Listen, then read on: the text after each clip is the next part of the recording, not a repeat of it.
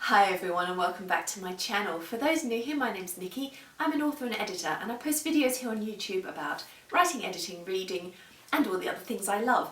Now the other day I came across this tag on the blog of a friend of mine, Erica Robbins, and it was such fun I thought I would give it a go.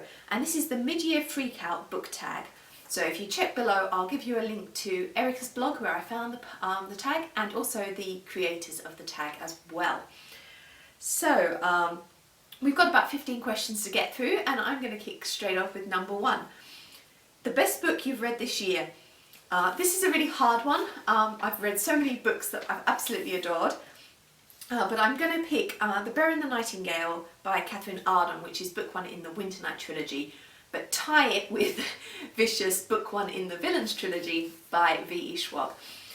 Both of these books were just absolutely awesome. I fell in love with the characters, with the world, with the stories, and I just had to read more for both of them. The best sequel you've read in 2019. Gathering of Shadows, which is book two in the Shades of Magic trilogy by, once again, V.E. Schwab.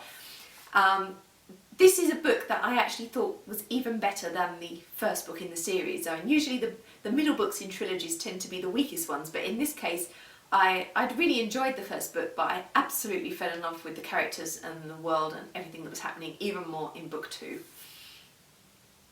Number three, a new release you haven't read yet but want to. This was a hard one actually because I tend to get quite a few arcs of books and things, so it's not often there's something I'm desperate to read that I haven't gotten hold of when it first comes out.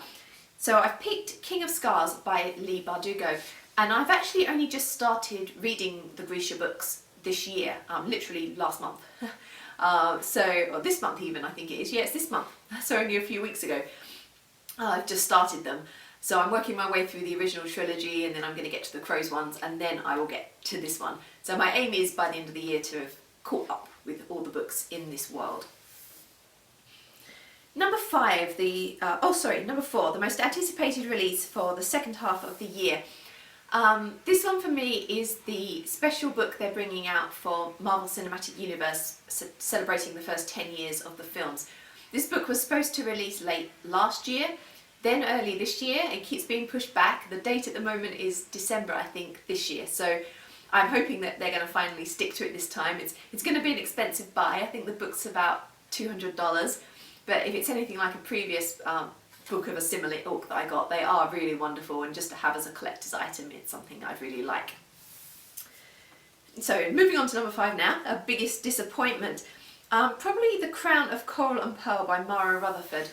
I read this one fairly recently. I won an advanced copy in a book competition from the publisher, and it sounded really great. I loved the idea of the blurb and I didn't hate it. I think I still gave it 3.5 stars from memory, but I just felt it had potential to be better than it was. There were just a few issues with the book, particularly to do with the way it ended, that I just thought it was a missed opportunity. It could have been so much more. Number six, biggest surprise. For this one I've picked The Warlow Experiment by Alex Nathan. This is a book I received from NetGalley as an advanced copy, and when I saw it I thought it would interest me, but when I started reading I absolutely fell in love with it. It's a really amazingly beautiful psychological piece, but it's just told with this wonderful lyrical prose, and although I'd expected to enjoy it, I ended up absolutely loving it. Number seven, favourite new to you or debut author.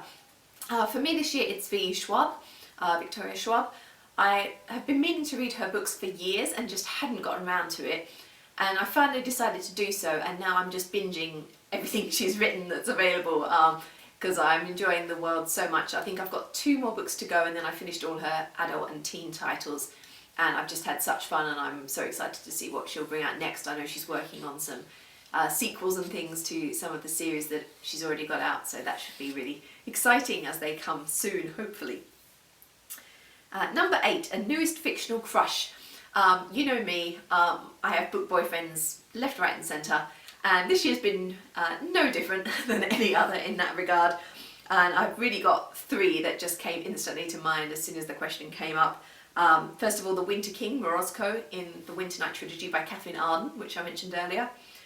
Victor Vale from the Villains duology, which I also mentioned earlier, by V.E. Schwab, and The Darkling from the Grisha books by Leigh Bardugo. I could also probably add Kel Marish from Shades of Magic and August Flynn from, again, Victoria Schwab's Monsters of Verity. Those two are close contenders, but definitely those first three, The Winter King, Victor Vale and The Darkling. And that kind of answers chapter 9 as well, the newest favourite character.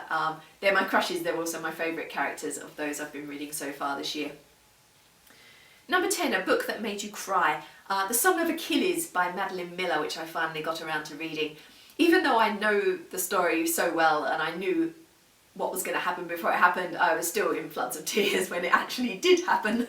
Yeah, definitely I was sobbing by the end of that book. Number 11, a book that made you happy. The Winter of the Witch by Catherine Arden, which was the final book in the Winter Night trilogy. I absolutely loved this book. I loved how the story concluded, and I was particularly happy because I'd been eagerly watching the development of the relationships that were going on, and finally things culminated, and I don't want to give too much away in spoilers, but I was so happy. Number 12, a favourite book to film adaptation. I couldn't actually think of a film I've seen this year that was an adaptation of a book. Well, I lie. I've seen some that are adaptations of books, but not books I've read, so I can't really comment on them as adaptations. So I decided to switch this to TV instead and go with A Discovery of Witches. I was able to see the season 1 of that TV adaptation at the beginning of the year, and I thought they did a wonderful job, brilliant casting. The story works really well in the TV medium, and they're filming season 2 now, so I really can't wait to see how things go with that. Number 13, the most beautiful book you've bought this year. I've got a few lovely ones. This one I picked to share with you, which is The Gilded Dwarves by Roshani Chokshi, and it's actually, I didn't buy it, it's an ARC, but it's very pretty, as you can see. What else we got? Number 14, what books do you need to read by the end of the year? This is a hard one for me. I mean, as I mentioned, I do want to finish the Grisha books, get completely up to date with that, get completely up to date with Victoria Schwab's adult and teen titles.